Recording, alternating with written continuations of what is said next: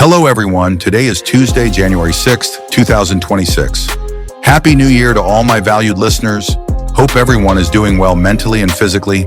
I wish you the best of success for the year ahead and throughout your journey in life and for life. Okay, welcome to another episode of Tax and Accounting Ride Along, brought to you by Sands Virtual Enterprise, LLC, your go-to dose of straight-talking tax and accounting insights for small businesses and the everyday taxpayer in the general public. Today, we are going to be diving into owner's draw and members distribution, which are essentially the same concept, just different terms. The main point is, these are withdrawals of cash or property from the business and are not a business expense or allowable business deduction. So without much further ado, let's crank it up and get straight to it. Today, we're jumping into something that trips up almost every single new entrepreneur. It's that essential but really confusing question. How do I actually, pay myself? How do I take money out of my own company? And we're talking specifically about money taken out of the business bank account for personal use. You'll hear it called an owner's draw if you're a sole proprietorship, or a single member LLC. Or a member's draw, if it's a multi-member LLC. Exactly. And the big shocker, the thing that catches everyone, is that you can't deduct these payments as business expenses. And that's our mission today. Unpacking why that payment you take, which feels like your salary, is not a business expense you can write off. Okay, let's get right into that. I mean, it feels totally counterintuitive, right? If I take money out of the business to pay my rent, I need a place to live to run the business, so why can't I write it off? Well, this is where the fundamental structure of these business types comes into play. It's fascinating because the IRS basically sees you and your business as the same taxable entity. The whole disregarded entity thing. Exactly that. So when you take money out, it's not an expense like buying software or paying for utilities. It's officially classified as a distribution of profits.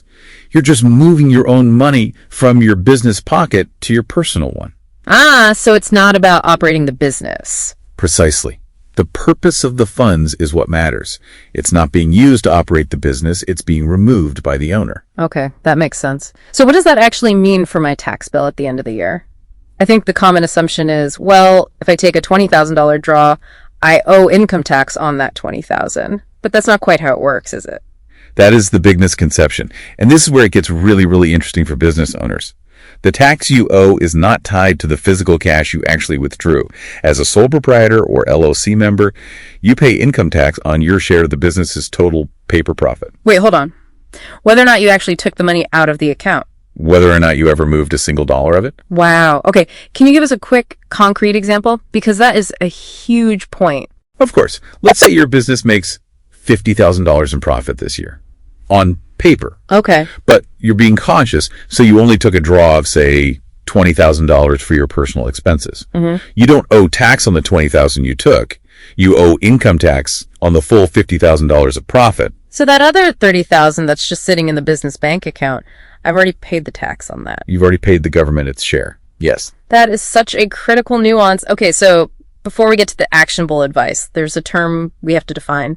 Equity. Our sources kept warning about it. Don't take draws beyond your equity. So what is that in simple terms? The easiest way to think about equity for this purpose is as your capital basis. It's basically the total value of what you've put into the business. Like my initial investment and things like that. Your initial investment, yes, plus all the profits you've legally earned over the years that you left inside the company. In a way, it's what the business owes back to you. Got it. Okay, so with that in mind, what are the key practical takeaways our sources provided to keep everyone compliant and safe? There are two pieces of advice, and they're both absolutely critical. First, you must keep accurate records of every single draw. This is non-negotiable. Right. Second, and this is the major caution tied directly to equity, avoid taking a draw that exceeds the equity of the business. And why is that the big red line? What happens if you cross it and take out more than the business actually has in equity? That's when things can get very messy with the IRS. Yeah. If they see you pulling out more mush than your capital basis, they can classify that extra amount in a couple of ways. Maybe it's a taxable capital gain. Okay. Or the real danger there is the potential for double taxation or some pretty serious penalties. It's the exact situation every business owner wants to avoid. Absolutely. So I think the final overarching advice we have to stress is that this is complex stuff.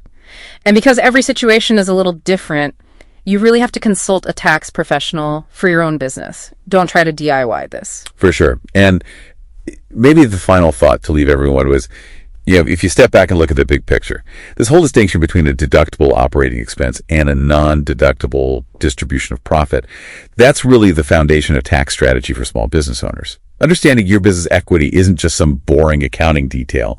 It dictates the safest limit for your personal withdrawal strategy, something to really think about as you review your own balance sheet this quarter.